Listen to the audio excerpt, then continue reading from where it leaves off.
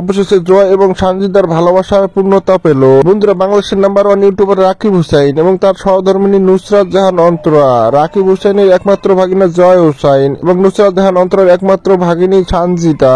বন্ধুরা, জয় এবং সানজিদা তারা দুজনে বাসা থেকে পালিয়ে গিয়ে কোর্ট ম্যারেজ করে কোর্টে যা বিয়ে করে তারপর রাকিব হোসেনের বাড়িতে চলে যায়। রাকিব হোসেন সেই বিষয়টি তার আপাকে জানায় যে আপা, জয় এবং সানজিদা দুজনে বিয়ে করে নিয়েছে। রাকিব হোসেনের ফোন পেয়ে জয়ের মা তাড়াতাড়ি রাকিব হোসেনের বাড়িতে চলে যায়, মানে তার বাপের বাড়িতে চলে যায়। বাপের বাড়িতে গিয়ে রাকিব হোসেন এবং নুসরাত জাহান অন্তরাকে সব দিয়ে দেয় যে এই কাজের মূল হোতা হলো তুমি এবং নুসরাত জাহান অন্তরা। নুসরাত জাহান অন্তরা যেহেতু ভাগ্নি হয় এই জন্য নুসরাত জাহান অন্তরা এই কাজটা করেছে। এই সুযোগে তুমি আমার ছেলেকে বিয়ে দিয়ে দিয়েছো।